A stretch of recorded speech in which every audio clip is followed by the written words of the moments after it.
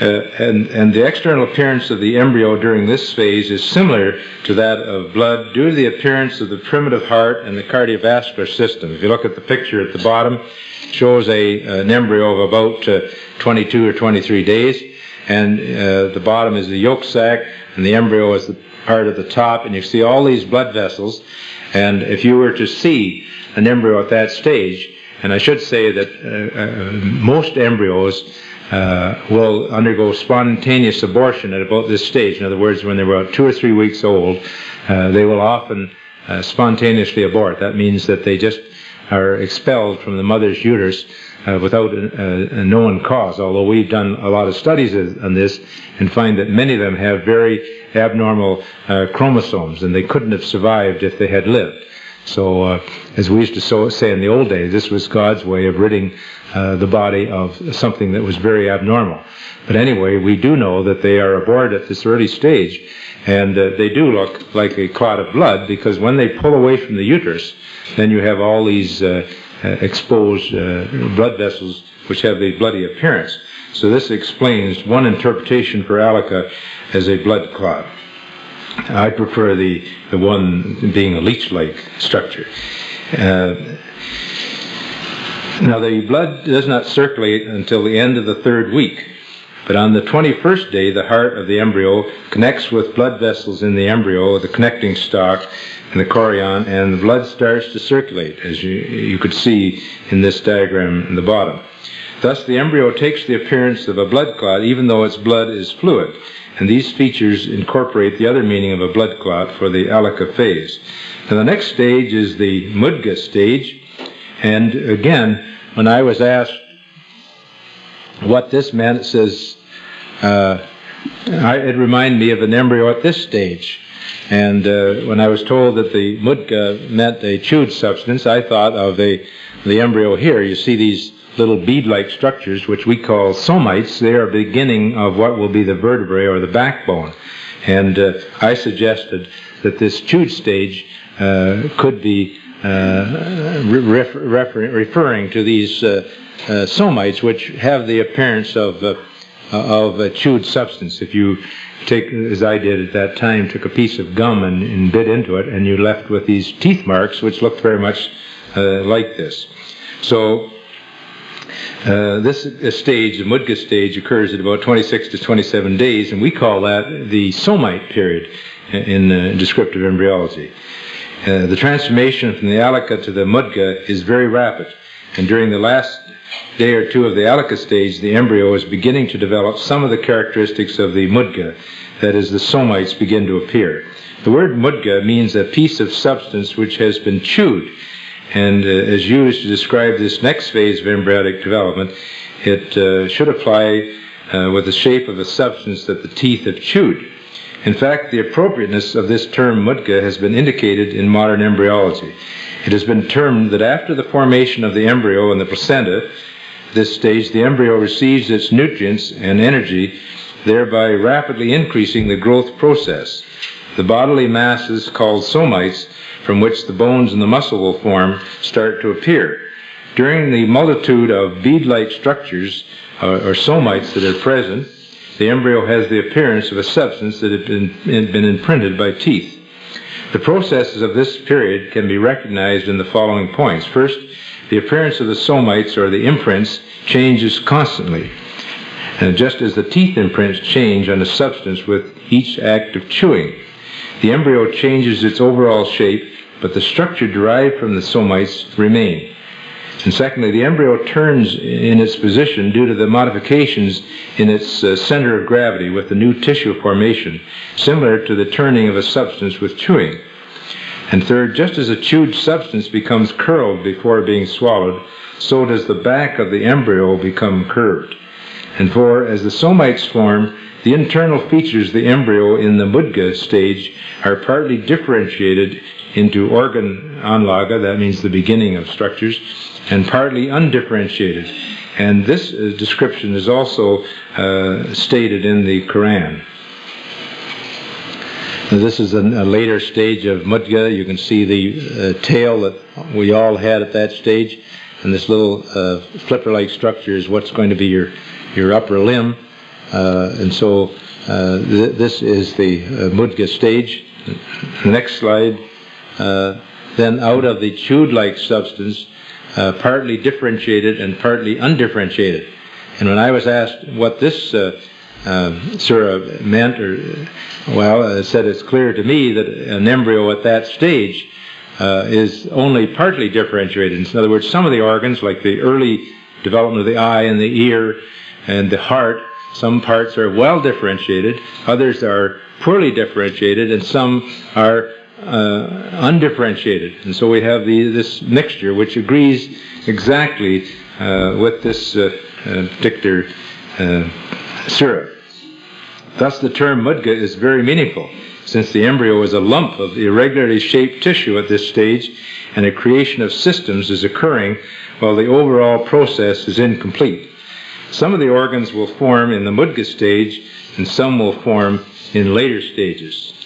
Now the next stage is called the izam stage.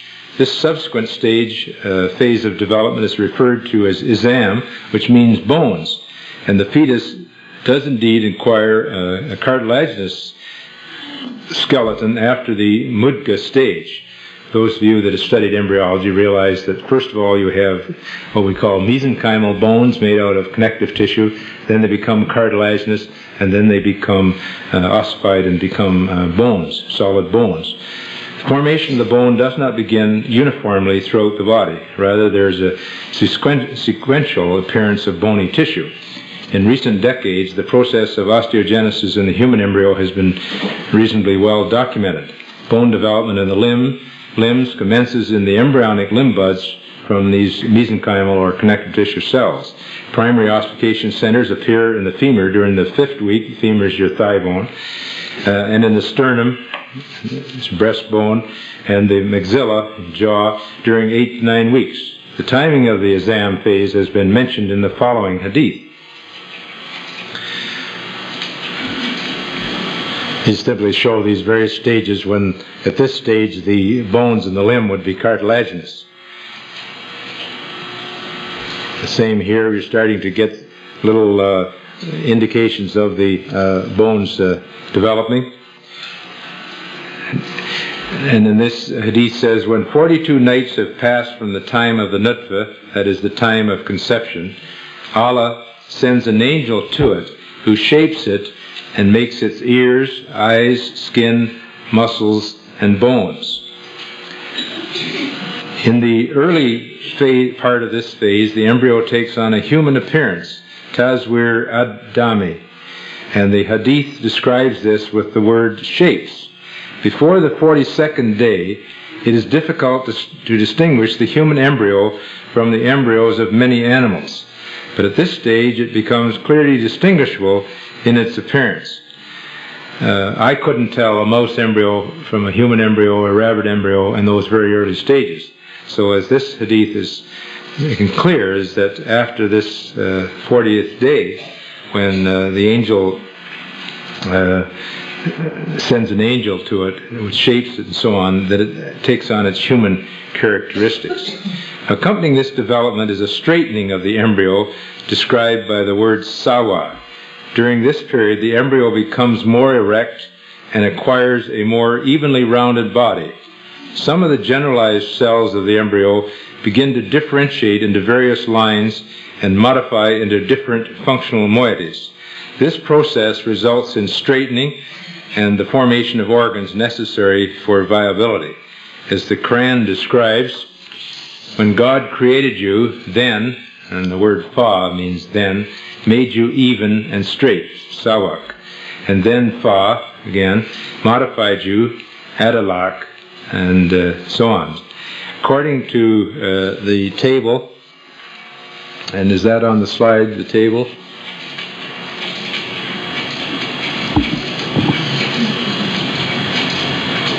Showing the different stages. Here's the table which you're referring to. You can see these stages listed along the side here, and you have the shaping stage and so on. These are all correlated with the age and days and the actual size of the embryo. According to this table, which compares the 3 ayat on the stages of development, it is apparent that the izam stage corresponds with the straightening stage, taswiyah. The word sawak in the Quranic statement indicates the following. First, to straighten the position of the body from a bent position, and also to make uneven things leveled. The embryo at the 7th week has a bent back, thus taking the shape of the letter C during the mudga stage. In the izam stage, the bending position is straightened and the surface becomes more even due to the disappearance of prominences and depressions. Now the lam stage, although precursor cells, which we call myoblasts or early muscle cells, are present adjacent to the developing bones, differentiation into skeletal muscle attachments appears after the ossification process in the shaft and the ends of the bones. I was asked many times, did the bones appear before the muscles? Well, they certainly do. If you want to be logical about it, you wouldn't have muscles until you had something to attach them to. So you have bones and then the muscles. And this is clearly stated in the Quran that the bones appear first. A major developmental landmark during the 8th week is the lam stage, which describes the myogenesis, that is the formation of muscles, which marks the development of the definitive muscles in the trunk and the limbs and the beginning of movement. The muscles take their position around the bones, that is, clothing the bones, and continue the process of straightening and smoothing, tazwiyah. In other words, as the muscles develop, they straighten the embryo up, which the straightening and smoothing which began in the izam stage. It is now known that the gonads, that is, the developing sex glands, differentiate into testes and ovaries at this time, that is, during the 8th week. And the Quran refers to this development as well. Now the growth stage, or the nasha stage, the lam stage represents the end of the embryonic period. We say that the embryonic period ends at the end of the 8th week, and then it becomes the fetal period. So here in this terminology, the lam stage represents the end of the embryonic period, in other words, the end of the 8th week, during which much of the organogenesis, or the development of the organ, occurs. The Quran uses the word, how do we pronounce that, halanga? Yeah, okay. Which translated means made or changed. Okay. In referring to all the embryonic stages. Kalakna, is that how we say it? I can't get my tongue around that one. Khalaqna. Khalaqna, okay. Indicates that the new organized tissues are being formed in these stages. However, with the 9th week, the period of fetal development, nasha, begins. The Quran clearly distinguishes the beginning of this period by using the word ashanu nafu in the following statement. Then we, anasha nafu, cause him to grow and come into being and attain the definitive human form.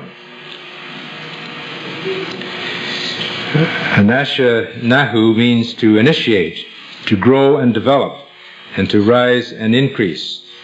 The interpreters of the Quran understood the following meanings for the Quranic passage.